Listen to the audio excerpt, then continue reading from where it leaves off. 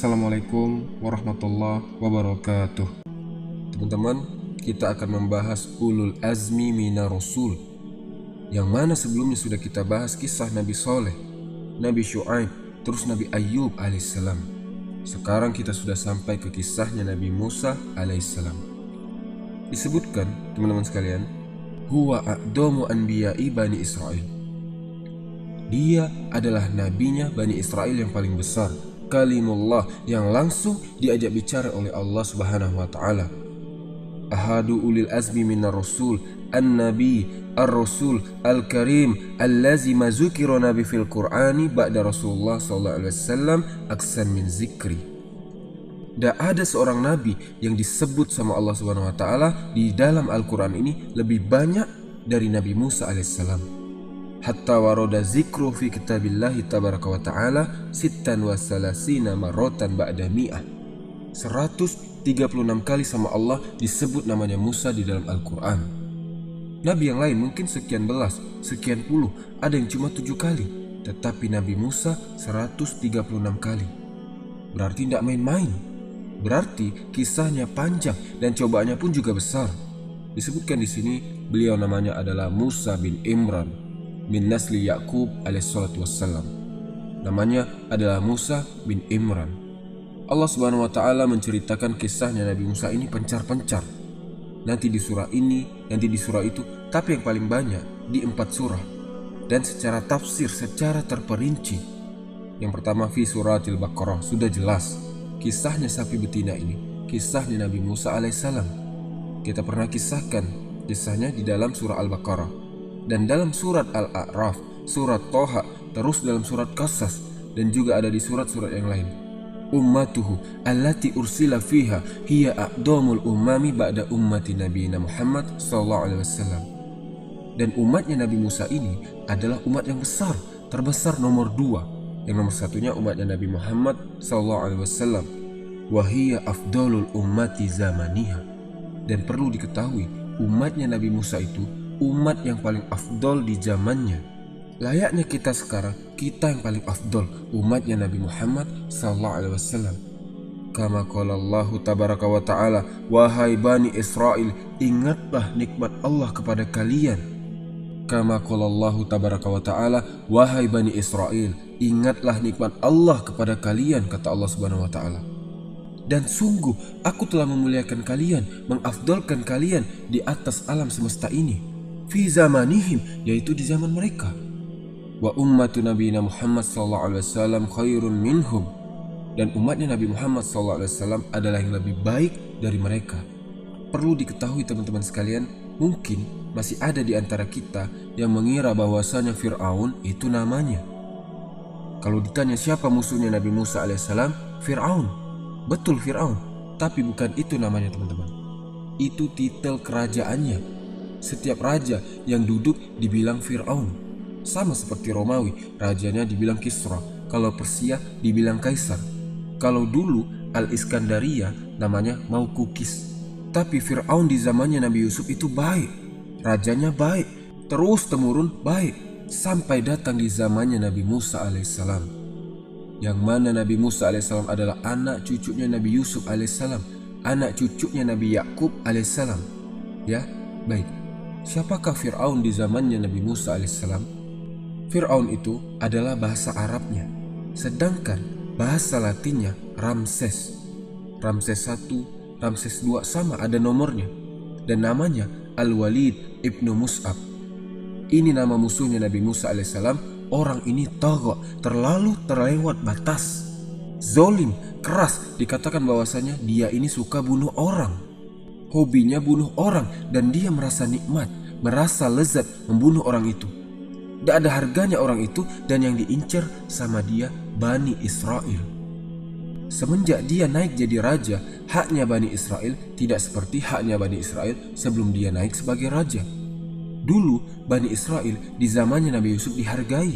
Semenjak dia naik jadi raja, dibuang Bani Israel sama dia, disingkirkan, sebagaimana firman Allah Subhanahu wa taala, "Natlu 'alaika min naba'i Musa Fir'auna bil haqq liqaumin yu'minun." Wahai Muhammad, akan kami sampaikan kepadamu kisah yang hak tentang Musa dan Fir'aun. Ini buat orang-orang yang beriman, disuruh dengarkan kisahnya. Inna fir'auna ala fil ard, meninggikan dirinya di atas muka bumi, berbuat sewenang-wenang.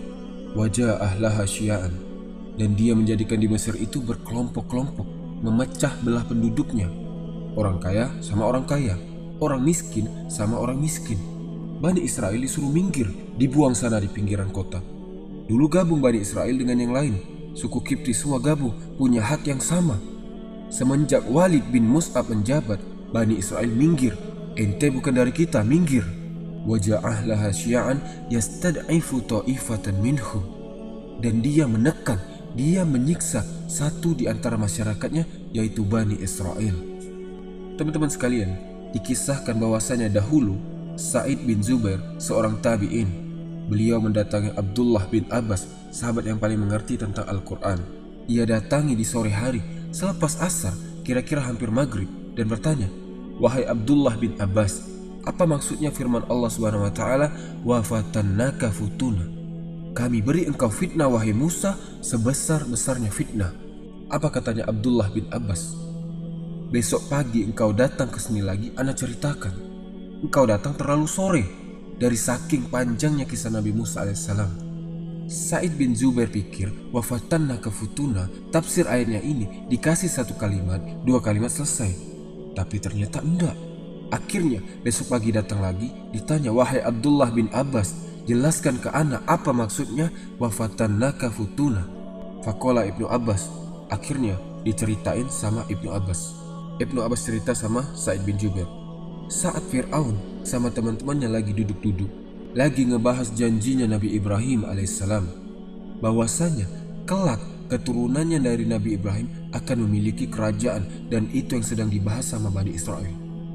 Kita tahu Bani Israel ini pendatang. Bani Israel tinggal di Mesir, tapi mereka sering ngomongin atau membahas masalah kapan ini, kapan kita akan merdeka, kapan ada orang yang memimpin kita, yang menghancurkan Fir'aun itu kapan. Itu sedang dibahas sama Bani Israel. Si Fir'aun ini dengar teman-teman, namanya raja, dia punya mata-matanya banyak, diktator, macam-macam, tinggal tebas, tidak mau minggir, hajar, selesai. Dia dengar sekarang bergejolak, Bani Israel sedang membahas itu. Resah Fir'aun, takut kekuasaannya dihancurkan. Wa kanu yazunnun annahu Yusuf bin Ya'qub alaihissalam. Dan mereka merasa dia itu yang ditunggu-tunggu adalah Nabi Yusuf alaihissalam. Falamma halaka, setelah Yusuf meninggal dunia, qalu laisa hakaza kana wa'du Ibrahim. Setelah Nabi Yusuf meninggal, waduh, kayaknya bukan itu. Kayaknya bukan Nabi Yusuf janjinya Nabi Ibrahim. Kayaknya masih ada lagi nih yang ditunggu. Siapa orangnya? Katanya Fir'aun kepada teman duduknya, Perdana Menterinya, "Gimana menurut kalian?" Perdana Menterinya juga bingung. Fa'tamaru wa jama'u amrohum ala ayyab asuri jalan ma'ahum syifa. Akhirnya ditambah juga bahwasanya Fir'aun ini pernah bermimpi akan ada seseorang dari Bani Israel yang akan menghancurkan kekuasaan Fir'aun. Jadi dia resah, maka keluarlah keputusan Fir'aun yang sangat kejam. Kata Fir'aun, "Ana utus manusia tukang-tukang jagal datang ke kampungnya Bani Israel untuk membunuh setiap bayi laki-laki yang lahir." Diutus sama Fir'aun, perempuan-perempuan seperti bidan-bidan itu diutus sebanyak-banyaknya sama Fir'aun, disuruh cek semuanya. Siapa perempuan yang hamil dari Bani Israel, kasih tanda rumahnya dan akan dicek terus. Siapa perempuan yang hamil, kasih tanda rumahnya dan akan dicek terus sampai sudah besar, sampai lahir. Kalau laki-laki, diangkat bayinya, dikasih ke tukang jaga, habis. Bunuh orang, dia merasa lezat, dia merasa senang bunuh orang itu. Psikopat lah istilahnya. Dan yang paling sering dibunuh Fir'aun itu Bani Israel. Karena teman-teman, Fir'aun ini merasa terancam dengan keberadaannya mereka. Yastad'ifu ta'ifatan minhum yuzabbihu abna'ahum. Anak-anaknya dipenggal semua yang laki-laki. Wa yastahyi nisa'ahum. Dan yang perempuan-perempuannya ada yang dijadikan budak, yang mau diperkosa silahkan, pokoknya tidak ada harganya perempuan. Disuruh kerja berat, jadi kuli, perempuan yang disuruh kerja. Innahu kana minal mufsidin. Sesungguhnya Fir'aun itu adalah orang-orang perusak yang ada di muka bumi, kata Allah Subhanahu wa taala. Lalu teman-teman sekalian, karena setiap lahir laki-laki dibunuh, akhirnya keluar bahasa dari orang-orang Akbar, dari orang-orang Kipti, rakyatnya Fir'aun. yang kaya-kaya terutama, yang punya bisnis besar tentunya, butuh tenaga banyak dari Bani Israel. Dia bilang, "Ya Fir'aun, kalau sama engkau dibunuh semua, siapa yang menjadi pengganti abahnya? Abahnya sudah tua, kita lengserkan, anaknya sama ente dibunuh. Siapa yang kerja sama kita nanti?" Mendengar itu, akhirnya Fir'aun bingung. Ditekan sama 1 orang, 2 orang, 3 orang, akhirnya ngumpul semua, bilang ke Fir'aun, "Kita keberatan kalau dibunuh semua laki-lakinya. Gimana? Rubah ini undang-undangnya. Jangan setiap kelahiran laki-laki dibunuh, kita rugi. Kita butuh mereka, kita butuh tenaga mereka." Permintaan rakyatnya, kita bunuh 1 tahun dan kita biarkan 1 tahun. Akhirnya Fir'aun rubah undang-undangnya. Jadi yang lahir di tahun ganjil tidak dibunuh. Lahir tahun yang genap misalkan dibunuh, seperti itu. Jadi berjalanlah teman-teman peraturan itu, terus jagal orang ini setiap hari. Antum bayangkan berapa ratus ribu Bani Israel dari zamannya Nabi Yusuf sampai zamannya Nabi Musa alaihissalam. Berapa ratus tahun. Sudah banyak Bani Israel yang dihabisi laki-lakinya. Sudah banyak Bani Israel yang dihabisi laki-lakinya. Bani Israel ini ditaruh di satu kampung. Ada apa-apa tinggal ke sana. Perlu satu, ambil satu buat ini, satu buat ini. Semau-mau mereka diambil, tidak ada harganya. Yastad'ifu ta'ifatan minhum yuzabbihu abna'ahum wa yastahyi nisa'ahum. Teman-teman sekalian, akhirnya hamil ibunya Nabi Musa alaihissalam dan melahirkan di tahun yang bukan tahun pembunuhan. Lahir abangnya Nabi Musa, Harun alaihissalam. Selamat Harun. Di tahun itu tidak ada pemeriksaan karena bukan tahun bunuh. Subhanallah, min hikmatillah, dari hikmah yang Allah inginkan. Jadi semua skenario ini teman-teman sekalian, Allah yang bikin. Dan tidak masuk akalnya manusia sama sekali. Seseorang bertanya, loh kalau Allah mau jadikan Nabi Musa itu Rasul, kenapa tidak dilahirkan di tahun yang tidak dibunuh? Kenapa dilahirkan di tahun yang dibunuh? Iya kan? Allah yang tahu jawabannya, kita tidak tahu. Intinya ada hikmahnya di sana, yang mana hikmahnya sangat besar. Kita harus belajar dari ini semua. Wulida Musa sallallahu wasallamu alaihi fil am allazi yusbah fihi al-aulad az-zukur. Lahirnya Musa, ibunya hamil yang kira-kira lahirnya di tahun itu bayi laki-laki lahir akan dibunuh. Adapun Harun lahir di tahun sebelumnya, yang mana Fir'aun tidak memerintahkan para tentaranya untuk membunuh. Tegang, takut ibunya Nabi Musa, karena dia tahu lahirnya ini di tahun yang mana Fir'aun akan menyembelih semua bayi laki-laki. Teman-teman, bisa kita bayangkan bagaimana takutnya bapaknya sama ibu ini. Gimana takutnya? Lahir susah-susah, meregang nyawa, lahir selamat, diambil anaknya, dipenggal, tidak ada harganya manusia. Wa kanallahu tabaraka wa ta'ala, dan hebatnya teman-teman, Allah subhanahu wa ta'ala akfa hamlaha, Allah sembunyikan kehamilannya. Jadi setiap hari datang itu bidan-bidan, dicek, disuruh balik, tengkurap, tidak kelihatan kalau ibunya Musa ini hamil. Sama Allah disembunyikan itu. Falam ta'lam al-kabilat, namanya al-kabilat, bidan-bidan yang dikirim sama Fir'aun, al-kabilat. Jadi tidak pernah ketahuan kalau ibunya Musa ini hamil, padahal hamil. Sampai hamilnya sangat besar pun ditutupi oleh Allah SWT. Mereka tidak tahu itu. Ibunya Musa bingung, loh ini orang kok tidak tahu anak ini hamil, padahal sudah besar hamilnya. Terus seperti itu hingga akhirnya melahirkan teman-teman. Lahirlah Nabi Musa alaihissalam. Bagaimana tegangnya ibunya Musa alaihissalam ini teman-teman. Kalau nangis, ketahuan ada bayi laki lahir, akan dibunuh. Lalu apa yang terjadi teman-teman? Disebutkan iz auhayna ila ummi kama yuha, saat kami beri ibumu wahyu. Sekarang ada tanda tanya, apakah wahyu ini sama kepada para nabi dan rasul? Kalau sama, berarti ibunya Nabi Musa itu nabi, karena tidaklah ada nabi kecuali diturunkan wahyu. Betul atau tidak? Auhayna, kata Allah Subhanahu wa taala, kami beri wahyu. Katanya ahli tafsir, itu bukan wahyu, tapi Allah petikkan di hatinya ibunya Nabi Musa sama Allah, seolah-olah ia diarahkan. Kamu lakukan ini, kamu harus ini. Anik difihi fitabuti fakdifihi fil yamni fayulkihil yamu bisahir. Bahwasanya kata Allah Subhanahu wa taala, kalau kamu takut, bikin kotak peti kayak tempat tidur kecil dari kayu, taruh Musa di situ. Kalau kamu takut, lepas di sungai. Karena tempatnya Bani Israel ini ditaruh di ujung sana, dekat-dekat sungai Nil. Jadi dari sungai itu tidak jauh. Akhirnya ibunya Nabi Musa bikin, dimasukkan ke situ. Jadi kalau dari jauh sudah tahu ada pemeriksaan tentara Fir'aun, ditaruh cepat-cepat di dalam kotak itu, dilepas di sungai. Anik difihi fil yam. Kalau engkau takut, kata Allah Subhanahu wa taala. Ibunya ini takut. Bayangkan teman-teman, kalau engkau takut bukan disuruh disembunyiin, bukan, tapi buang di sungai. Gimana? Ana takut kok disuruh dibuang di sungai. Jadi kisahnya di sini dijelaskan bahwasanya Musa ditaruh di peti itu, dilepas di sungai, dikasih tali. Talinya diikat ke pohon atau diikat ke batu tepi sungai, teman-teman. Jadi buru-buru ibunya Nabi Musa masukkan ke peti itu, dilepas ke sungai, diikat. Jadi dia ikut mengalir di air, tapi tetap diam karena tertahan oleh tali tersebut. Diperiksa rumahnya, aman, tidak ada apa-apa, keluar. Baru ditarik lagi sama ibunya Nabi Musa, terus seperti itu, selamat. Sampai suatu hari ibunya Nabi Musa alaihissalam kaget. Pemeriksaan sudah dekat, bingung, buru-buru lari ke tempat peti itu. Ditaruh Nabi Musa, lupa tidak diikat petinya. Dia pulang ke rumahnya, diperiksa sama anak buahnya Fir'aun, beres diperiksa, pergi lagi ke sungai, ditarik talinya, ternyata tidak ada petinya. Hilang petinya, subhanallah. Bayangkan teman-teman, bagaimana perasaan ibunya Nabi Musa alaihissalam, yang mana Musa hilangnya di sungai. Dan di tahun itu juga, kalau ada bayi laki lahir, ketemu tentaranya Fir'aun, dihabisi.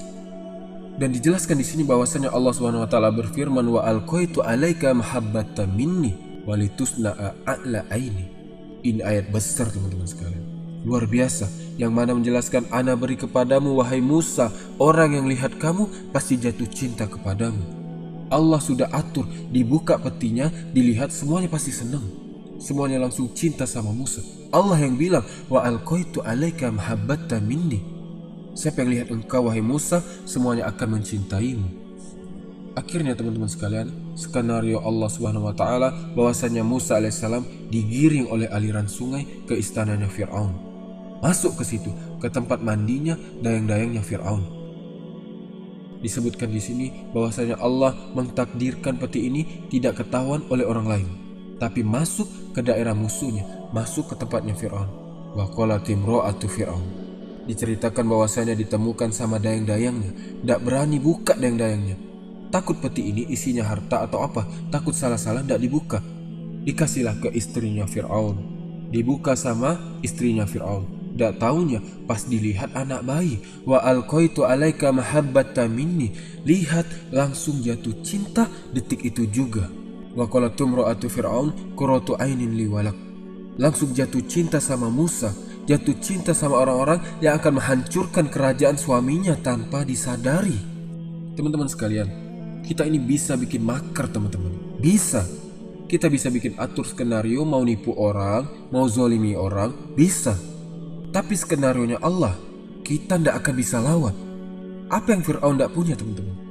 Harta, kekayaan, bala tentara yang banyak, dayang-dayang semuanya Fir'aun punya.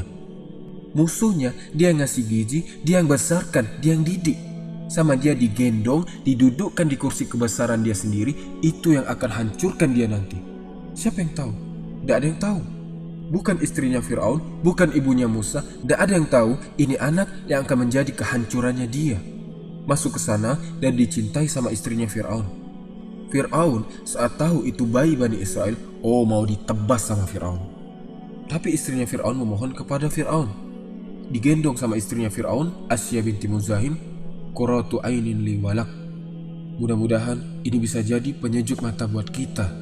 Au asa an yanfa'ana, barangkali bermanfaat buat kita. Dikatakan Fir'aun sama Asya itu tidak punya anak. Jadi ngelihat ini, au natakhizahu walada, kita dapat mengangkatnya sebagai anak karena sudah cinta Asya sama Musa yang kecil yang lucu ini. Wahum la yaskurun, kata Allah Subhanahu wa taala, mereka tidak merasa bahwasanya kelak semuanya akan hancur di bayi yang mereka gendong sekarang. Tapi katanya Fir'aun menolak. Bukan menolak mau dibunuh, tapi Fir'aun ini menolak, maksudnya buat penyejuk matamu saja. Anda tidak punya keinginan untuk itu, katanya Fir'aun. Dikatakan sama Abdullah bin Abbas radhiyallahu anhu, wallazi ahlafa bih. Abdullah bin Abbas bersumpah demi Allah, lau qala na'am qurratu ainin li walak.